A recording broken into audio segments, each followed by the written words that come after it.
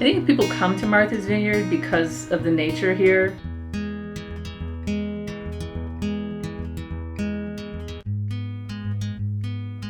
The feeling of it being a wild place still, when so many other places don't feel that way anymore.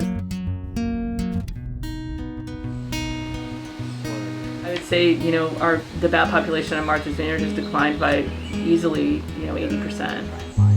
These populations where the wave of disease has moved through already, and what's remaining is surviving and persisting. Like, that's the forefront of the population recovery.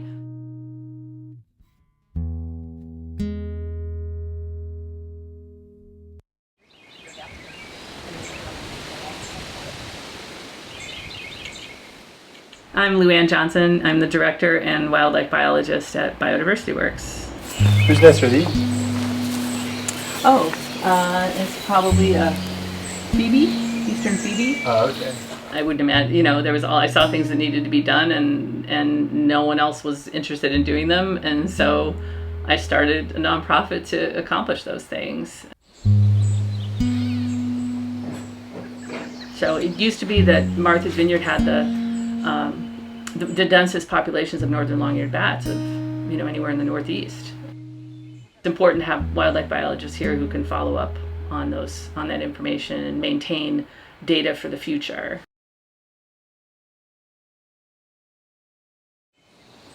Yeah, so that means I'm glad we bought the trimmer. So we're going to take out some of these branches here. They're gonna come down, and they're actually gonna go into the net. I can't see them if we get this close enough to the building that they'll come off and be able to navigate around the corner, The fact that we started studying northern long-eared bats, trying to figure out how they were still here when they weren't anywhere else, and figured out that they actually were hibernating here, which no one knew. Making those discoveries that no one else would have bothered to either ask the questions or do the work is probably the most rewarding aspect.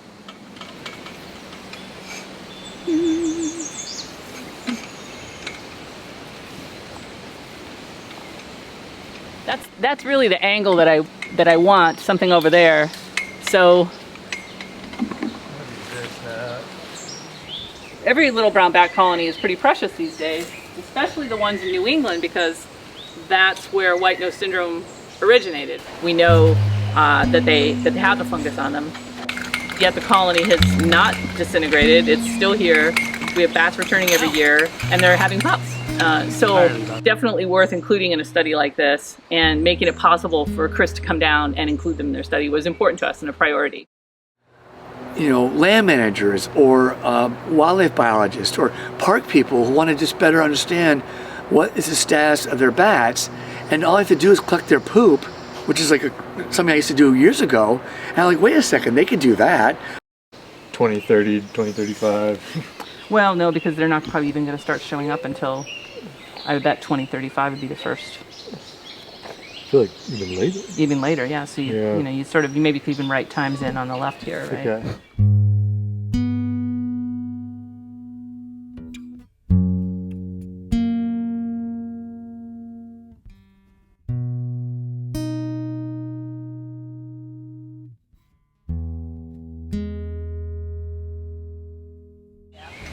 For a mascot bat, which you can see, I successfully banded. Ta-da! Hello, coming through. Yeah. So.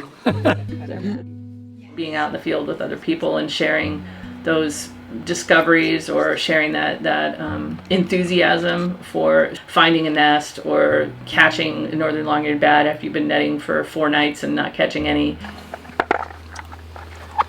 It's got a cool glow-in-the-dark feature. I need you can drop in the dark. You can find it. Yes. Technology. Your sorrows are their sorrows. Your joys are their joys. You get to know people pretty well in this field, and I think it's you make really solid friendships steeped in this shared passion for conservation work. Good catch, Silas. I sort of coax it. Yeah, you just you can gently roll, and it'll kind of come look out. at that. Yeah, there you go. All right, I'm ready for you. 16, so 10 grams. So female? Female? Well, let's see. I shouldn't assume that. Yeah. She's got I didn't look in the net. She's got a grip on my glove. Go. Here. Hello. There's at least 6 or 7 little white spots. 2 or 3 are a tiny leftover black dot in the middle. So it's definitely a late one, but it's still not fully healed. Pooping can continue. Oh shoot, I'm going to adjust this so it's all the way flushing. So you see how they're running around? And the way this is designed, it's from original barn. So that's the idea. We usually went with plexiglass, and we realized it's better to do wood. And they stayed up pretty well time, you know, so. Oh, I think we got one in there. All right, sweet, okay. There we go. Okay. So got this side free. I'm going to pinch right here along the upper arm and shoulder joint. Right. From going back in. Mm-hmm. And I'm going to free up this side, right? Okay. Oh, this is weird. Look That's at that. interesting. It's a weird hair loss. I thought I saw that bat didn't have, that was missing hair in weird. that. I mean, that's been... Look at that. Should make a note about that later. That it's missing some hair by the Yeah, neck. in this part too. Yeah. Down this area. Yeah. On both sides. I'm sorry, man. I don't know. Very peculiar. Now this you can see has a classic white spots. Yeah. So it's still going to be considered a late one. Thank you. And you can see a few more distinctive black dots, but it's definitely clearly, you know, has experienced white nose.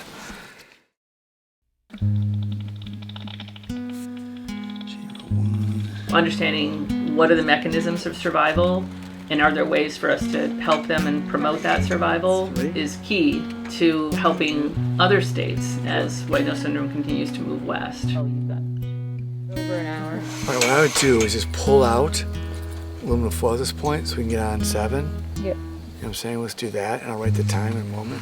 Yeah. Right there, perfect. Having DNA samples from these bats that are multi-year survivors can be helpful to understanding whether or not the bats are going to build natural resistance. And so the samples that we can get from Martha's Vineyard, from these bats, from Martha's Vineyard, Nantucket, Long Island, are incredibly useful to the broader population.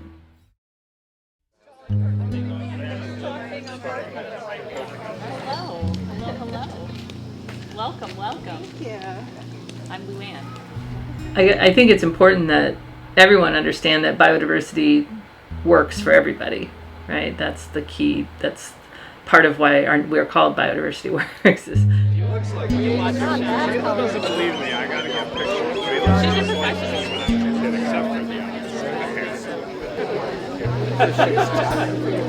the So conservation starts at home, in your yard, but it goes to the scale of the whole island. And I think with all of us working together, whether it be in your yard or supporting organizations that conserve land is incredibly important, or the actions that you take every day, like when you go to the beach, that you're looking for the beach nesting bird signs and making sure that you know how to behave to share the shore. Those are all really important things to do. Our success is your success. Our success is the island's success. And we thank you. We thank you all for coming. The biodiversity that surrounds us supports us. The ecosystems that surround us support us. They're really rare species. May only be in one stretch of stream on the entire island. For us to think that we're independent of that and that it doesn't matter is something that I can't really fathom. But the fact that we all live so disconnected from the natural world these days, I can understand how people get to that point.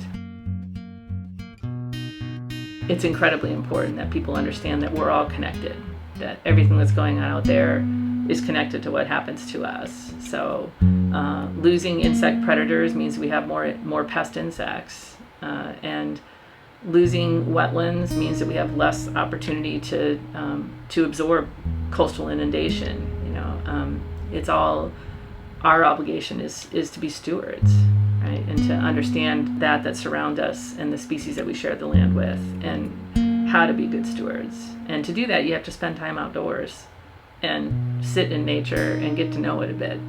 so that you can treat it like your friend and know that you're part of it. So I encourage people to do that.